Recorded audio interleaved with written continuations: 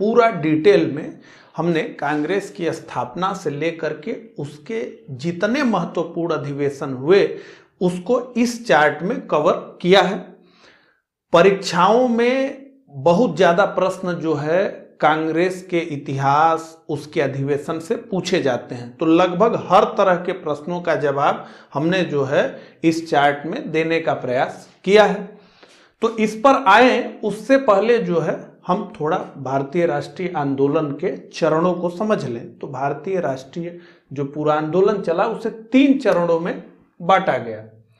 प्रथम चरण जिसे उदारवादी चरण कहा गया, ये 1885 से 1905, इसी में कांग्रेस की स्थापना हुई। कांग्रेस की स्थापना से ही ये काल ही शुरू होता है। द्वितीय चरण जिसे कहा गया उग्रवादी चरण 1905 से 1919 तक चला। इसी चरण में बंगाल का विभाजन हुआ, इसी चरण में कांग्रेस का विभाजन हुआ, इसी चरण में मुस्लिम लीग बनी, इसी चरण में भारत में क्रांतिकारी गतिविधियों का शुरुआत हुआ, इसी चरण में होम रूल लीग आंदोलन चले। ये सारी चीजें इस चरण में चली। और उसके बाद तीसरा चरण जिसे हम गांधी युग के नाम से जानते हैं, जो कि शुरू हुआ 1919 से और जो कि चला 1947 तक, यानी भारत की स्वतंत्रता तक। तो इस युग में, तीसरे युग में गांधी जी छाए रहे। ठीक है, तो ये हमने भारतीय राष्ट्रीय आंदोलन के तीनों चरणों को समझा। अब हम बात करेंगे कांग्रेस के लक्ष्यों के बारे में, उसके बाद हम जो है इधर आएंगे।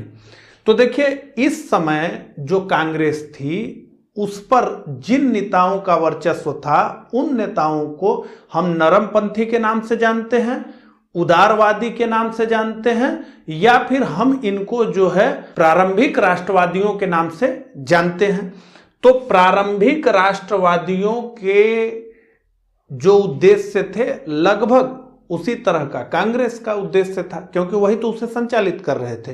तो अगले वीडियो में, इसके बाद जो वीडियो होगा उसमें जो है हम समझेंगे कि प्रारंभिक राष्ट्रवादियों के कार्य क्या थे, उनके उद्देश्य क्या थे और कहां तक वो अपने उद्देश्यों में सफल हुए।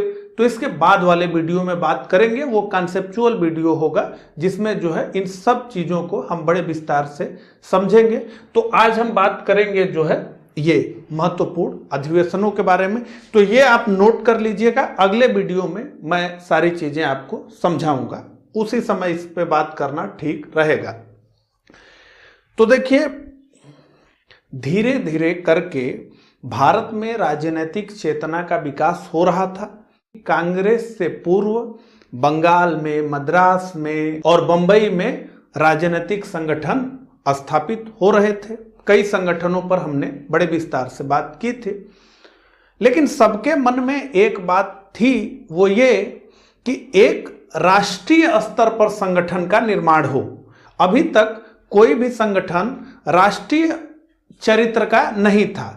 इसमें हमने देखा है सुरेंद्र नाथ बनर्जी और आनंद मोहन बोस द्वारा बनाया गया इंडियन एसोसिएशन उस राह पर आगे बढ़ रहा था, लेकिन फिर वो भी जो है एक क्षेत्रीय ही संगठन था। तो ऐसे क्षेत्रीय तो एक राष्ट्रीय संगठन बने जो कि भारतीयों की आर्थिक, राजनीतिक मांगों को एक मंच प्रदान कर सके, ये जो है भारतीयों की चाहत थी। इसमें सफल जो व्यक्ति हुआ वो था स्कॉटलैंड का निवासी एलन ऑक्टेवियन ह्यूम, जिसको हम शॉर्ट में जानते हैं एओ ह्यूम। ये सिविल सर्वेंट था, ब्रिटिशों के अंतर्गत रिटायर हो गया था। ठीक है, तो इसी व्यक्ति ने 1884 में इंडियन नेशनल यूनियन की स्थापना की। बाद में इसी इंडियन नेशनल यूनियन को बदल करके कर दिया गया भारतीय राष्ट्रीय कांग्रेस, यानी इंडियन नेशनल कांग्रेस। तो आईएनसी हो गया, जो ये इंडियन नेशनल यूनियन था। ये 1885 में ये कहा जाता है कि दादा भाई नौरोजी ने ये सलाह दी इसको कि नाम जो है बदला जाए। अब इस पर आगे बढ़े उससे पहले हम बात ये करना चाहेंगे कि कांग्रेस की स्थापना से जुड़ा हुआ एक बहुत बड़ा विषय जिस पर बार बार चर्चा होती है वो ये कि क्या कांग्रेस की स्थापना ब्रिटिश राज्य को भारतीयों के गुस्से से बचाने के लिए की गई थी। कहा जाता है कि एओ ह्यूम जब सेवारत था तो इसे गुप्त सूचना मिली कि भारत में एक राष्ट्रीय विद्रोह करने का षड्यंत्र रचा जा रहा है। तो वहां से यह सोचा गया कि अगर कांग्रेस जैसी कोई संस्था बन जाए तो उस संस्था के माध्यम से जो शिक्षित भारतीय हैं वो अपने मन में जो दबी हुई भावनाएं हैं, जो उद्गार हैं, उसको वहां वो व्यक्त कर देंगे और इस तरीके से उनका जो गुस्सा है वो वहीं पर जो है खत्म हो जाएगा। इस तरीके के लिए ब्रिटिश राज को बचाने के लिए कांग्रेस जो है एक सेफ्टी वाल के रूप में काम कर रही थी और वो ये चाहती थी कि जो शिक्षित भारतीयों का असंतोष है वो मजदूर किसानों के असंतोष से मिल न जाए। इससे जो है ब्रिटिश सरकार को दिक्कत हो सकती है और इसलिए ये जो है कांग्रेस की स्थापना सुरक्षा वाल के रूप में की गई कि जो भी गुस्सा है, जो भी मन में दबी हुई भावनाएं हैं, वो जाइए कांग्रेस के मंच पर, उसको उगलिए, शांत होइए, घर आ जाइए, कोई दिक्कत नहीं। ये सेफ्टी वाल का सिद्धांत। लेकिन देखिए इस सिद्धांत को जब बारीकी से अध्ययन किया गया तो ये समझ में आया कि ये सिद्धांत जो है सही नहीं है और सही नहीं है इसका सबसे बड़ा प्रमाण ये मिला कि जिस प्रकार से कांग्रेस ने कार्य किया और इसके जो नेताओं का ऊंचा चरित्र था उसको देख करके ये बात मानी नहीं जा सकती। हालांकि एओ ह्यूम के बारे में भी ये कहा जाता है कि वो व्यक्ति भी भारत से प्रेम करता था और यहाँ की जो दुर्दशा अंग्रेजों ने की थी उससे वो दुखी था। लेकिन एक बार अगर ये माना जाए कि एओ ह्यूम सेफ्टी वाल के सिद्धांत पर ही काम कर रहा था, वो भी उसी तरीके से चल रहा था, तो ये भी निश्चित है कि एओ ह्यूम का प्रयोग भारतीयों ने एक तड़ित चालक के रूप में किया, क्योंकि भारतीय ये जानते थे कि अगर इस तरह का कोई संगठन बनाया जाए तो ब्रिटिश उत्पीड़न से जो है उसे बचाया नहीं जा सकता, एक चीज, और शायद उसकी स्थापना ही न हो पाए। और ये व्यक्ति जो है आईसीएस का एक सदस्य था, ये जो है बड़े पद पर नौकरी किया था तो और उन्हीं के प्रजाति का था, तो इसके जो है कांग्रेस के स्थापना करने से ऐसी दिक्कत हमको झेलनी नहीं पड़ेगी। तो अगर एओ ह्यूम ने भारतीय राष्ट्रवादियों का प्रयोग करना चाहा होगा अपने उद्देश्य के लिए तो ये नहीं कर पाए और भारतीय राष्ट्रवादियों ने इनका उपयोग तड़ित चालक के रूप में कर लिया।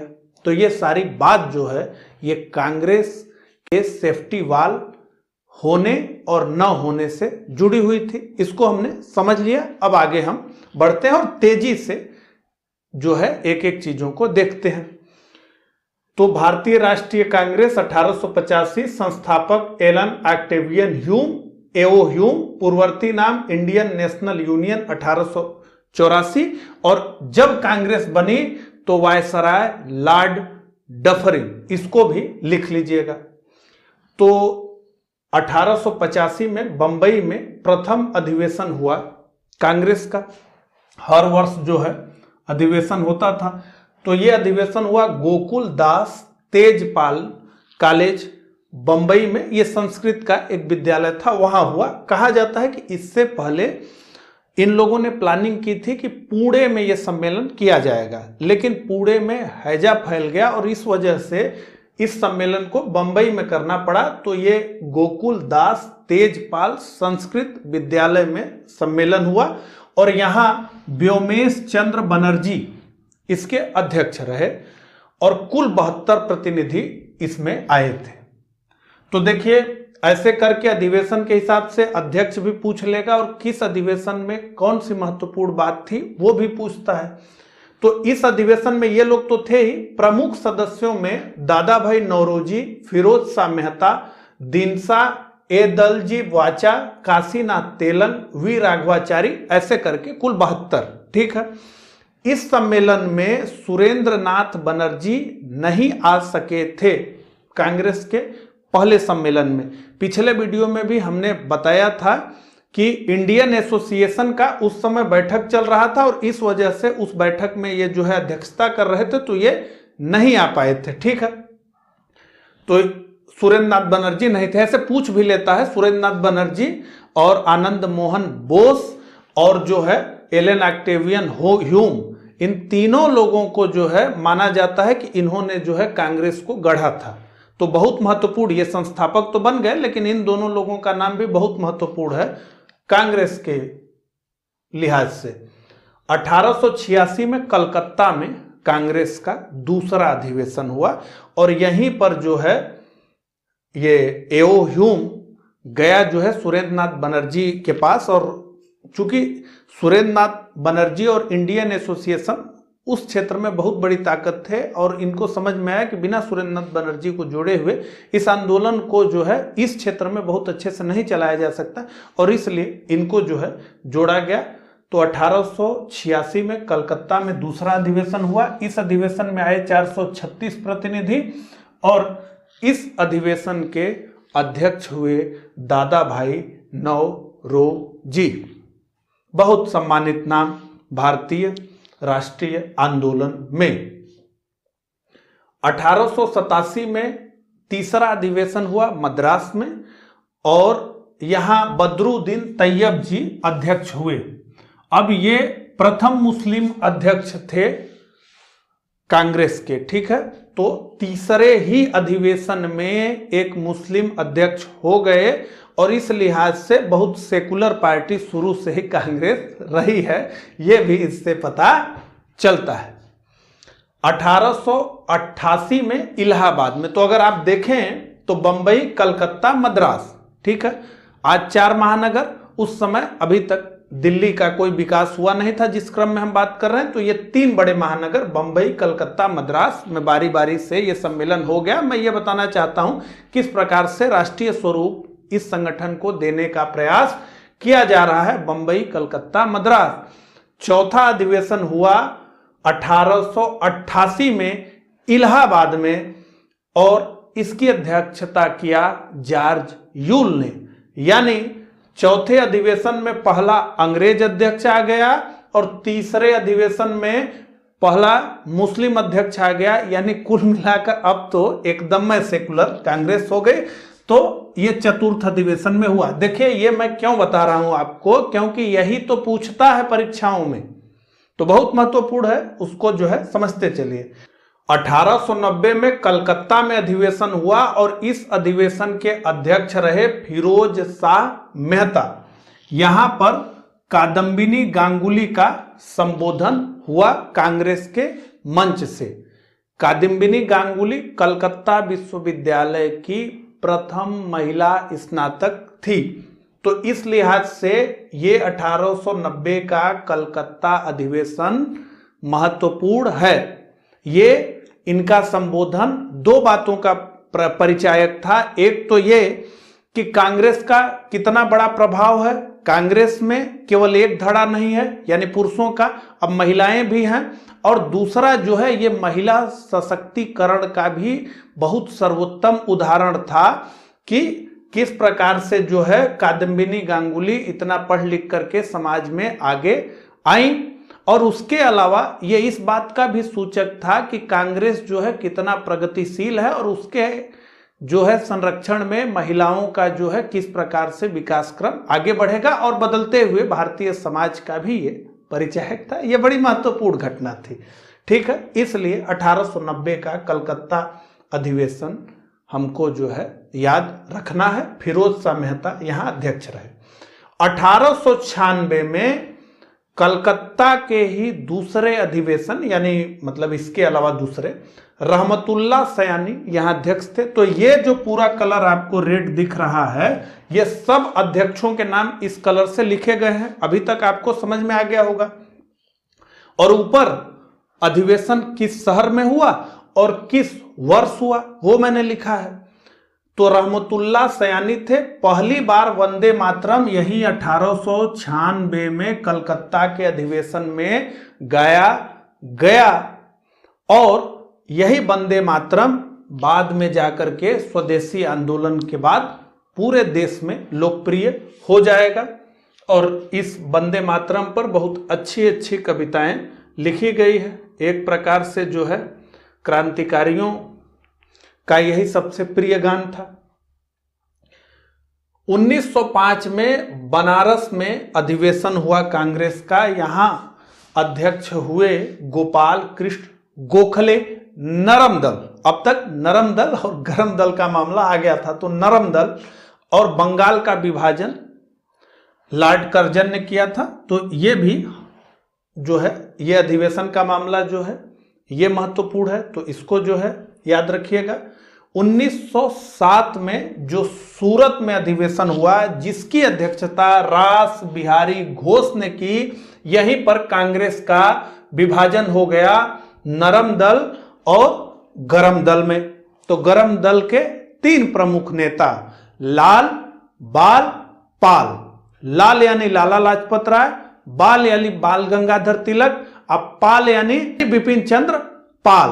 तो ये लाल, बाल, पाल गरम दल और नरम दल। तो यहां से गरम दल और नरम दल जो है में बंटवारा हो गया, और कांग्रेस से गरम दल बाहर हो गया, कांग्रेस में नरम दल का प्रभाव हो गया, और इसके बाद से कांग्रेस जो है एक प्रकार से मृत प्राय हो गई, आगे जाकर फिर जिंदा हो जाएगी। 1911 में कलकत्ता में जो अधिवेशन हुआ, जिसकी अध्यक्षता भीष्म नारायण धर यानी बीएन धर ने की, यहां पर पहली बार जनगण मनगढ़ गाया गया। ठीक है, तो अभी जो किताबें हैं वो सारी यही बताती हैं कि जनगण मनगढ़ पहली बार जो है कांग्रेस के मंच से गाया गया था। लेकिन बहुत से लोग ये भी बताते हैं कि जनगण मनगण का पहला गायन जॉर्ज पंचम के सामने बैठ करके, घुटनों पर अपने बैठ करके रविंद्रनाथ टैगोर ने जो है इसका मंचन किया था। और पूरा वो जो है किस तरह से कंट्रोवर्सी है, वो नेट पर आप सर्च करेंगे तो आपको मिल जाएगा। मैं यहां बता नहीं सकता हूं। ये बात है कि घुटनों पर बैठ करके उन्होंने वो कविता जो है सुनाई थी, ये जनगण मनगढ़। ठीक है, तो 1911 में कलकत्ता में तो जनगण मनगढ़ यहीं पर गाया गया।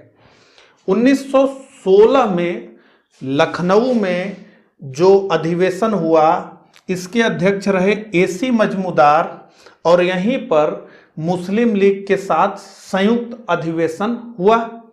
तो लीग कांग्रेस योजना भी जिसको कहते हैं, और जिसका सबसे प्रसिद्ध जो है रूप है लखनऊ पैक्ट, जिसके नाम से हम जानते हैं। तो ये लखनऊ पैक्ट यहीं हुआ, और यहीं पर नरम दल और गरम दल एक बार फिर से एक हो गए, और यहीं पर बाल गंगाधर तिलक ने हुंकार भरी इस मंच से और कहा कि स्वराज मेरा जन्मसिद्ध अधिकार है और मैं इसे लेकर रहूंगा।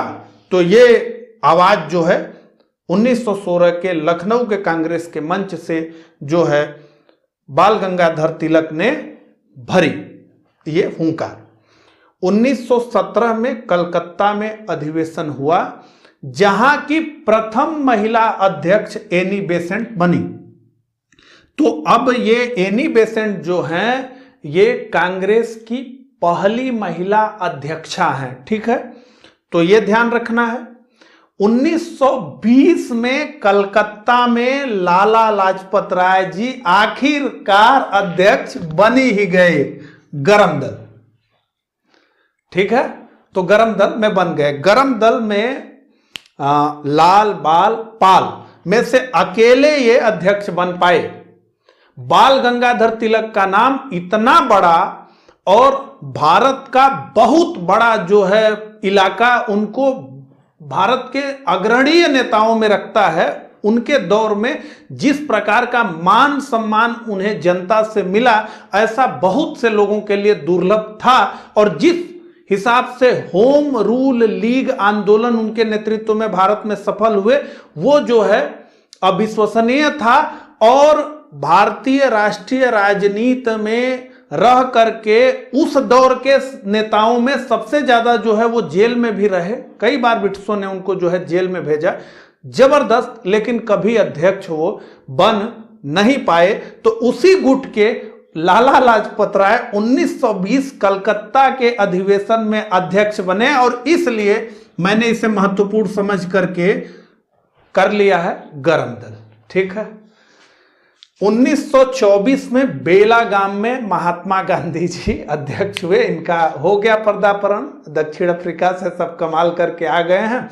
अब यहाँ जो है बिना अस्त्र शस्त्र के भारत को आजाद कराने के लिए इन्होंने अपनी धोती बांधी है। तो महात्मा गांधी 1924 बेलागांव एक बार अध्यक्ष रहे हैं, ध्यान दीजिएगा। फिर इन्होंने जो है एक प्रकार से कांग्रेस की राजनीति से जो है संन्यास ले लिया। हालांकि पूरा कंट्रोल ही नहीं कर रहा हमेशा, लेकिन एक बार ये अध्यक्ष हुए बेलागांव में, ये महात्मा गांधी 1924 में। ठीक है। अब इसके बाद ये नहीं होंगे। 1925 में जो कानपुर में अधिवेशन हुआ उसकी अध्यक्षता किया सरोजिनी नायडू ने। यह प्रथम भारतीय महिला अध्यक्षा रही। तो अब यहां समझिए कि कादम्बिनी गांगुली वो पहली महिला जिसने कांग्रेस के मंच से कांग्रेस को संबोधित किया 1890 में। एनी बेसेंट प्रथम महिला अध्यक्ष और सरोजिनी नायडू प्रथम भारतीय महिला अध्यक्ष। तो ये तीनों सीक्वेंस आपको याद रहना चाहिए। ठीक है। 1929 और 30 लाहौर के अधिवेशन में जवाहरलाल नेहरू ने अध्यक्षता की। ठीक है। ये पिता पुत्र आ गए। उसी जमाने से इनके पिता भी अध्यक्ष थे, फिर ये भी अध्यक्ष हुए। उसके बाद अभी ताजे में राहुल गांधी हुए हैं। तो जवाहरलाल नेहरू जो है हुए और यहीं इसी अधिवेशन में पूर्ण स्वराज की मांग रखी गई। ठीक है। देखिए यहां समझिए, ये सारी चीजें हम फिर से पढ़ेंगे। अब क्या है, ये बंगाल का पूरा विभाजन पढ़ना है, कांग्रेस का विभाजन पढ़ना है, नरम दल की फिलॉसफी क्या, गरम दल की फिलॉसफी क्या, सब समझना है। लेकिन हम कांग्रेस को एक चार्ट में निपटा रहे हैं परीक्षा के दृष्टिकोण से, सब पर जो है हम बात करेंगे। तो यहां पूर्ण स्वराज की मांग रखी गई। 1938 में हरिपुरा में नेताजी बोस कांग्रेस के अध्यक्ष चुन लिए गए।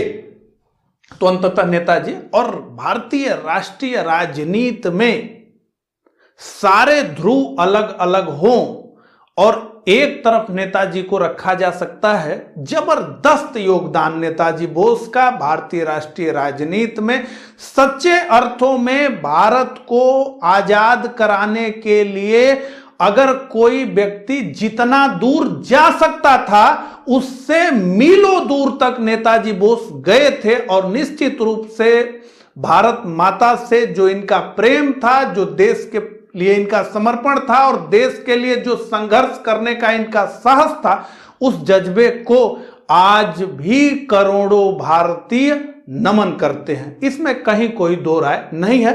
हम बड़े विस्तार से इनके जीवन को देखेंगे, इनके संघर्षों को देखेंगे और वो जो वीडियो है आप लोग निश्चित रूप से देखिएगा, बड़े विस्तार से हम इस पर बात करेंगे। इनके ऊपर 2-3 लेख भी मैंने लिखे हैं, तो जब पेज बन जाएगा फेसबुक पर अपना, तो मैं जो है उसको आपके साथ शेयर करूंगा। तो 1938 में हरिपुरा में नेताजी बोस बने।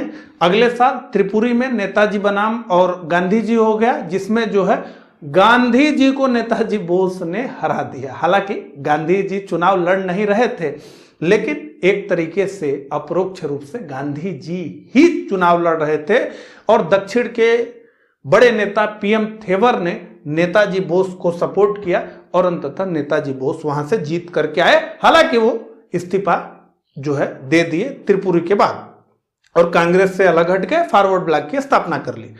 1946 में मेरठ में जो अधिवेशन हुआ उसके अध्यक्ष रहे जेबी कृपलानी, और इन्हीं के अध्यक्ष रहते हुए भारत को आजादी मिली। तो अब आपको बताना है कि आजादी के पश्चात भारत का पहला कांग्रेस का अध्यक्ष कौन हुआ, यह आपका प्रश्न रहेगा। इसको नोट कर लीजिएगा ताकि ये बॉक्स जो है भर दिया जाए। एक बात और आपको मैं बताना चाहूंगा कि कई लोग कमेंट बॉक्स में छोटे छोटे प्रश्न पूछते हैं, तो आप लोग इतने लोग हैं तो जिनको उसका उत्तर पता है वो उनको उत्तर दे दिया करे। ऐसा नहीं कि सारे प्रश्नों का मैं भी उत्तर दूं, यही एक कम्युनिटी की तरह है। तो आप लोग भी, आप लोगों में से जिसको आता है वो उसका जवाब उनको दे दे, ठीक है। इस तरीके से जो है व्यवस्थित चीजें चलेंगे। तो आज हमने जो है भारतीय राष्ट्रीय कांग्रेस की स्थापना, सेफ्टी वॉल के सिद्धांत और इसके महत्वपूर्ण अधिवेशनों को देखा है। तो मुझे कमेंट करके जरूर बताइएगा आज का ये वीडियो आपको कैसा लगा। तो मिलते हैं इसी तरह के अगले वीडियो में, तब तक के लिए नमस्कार।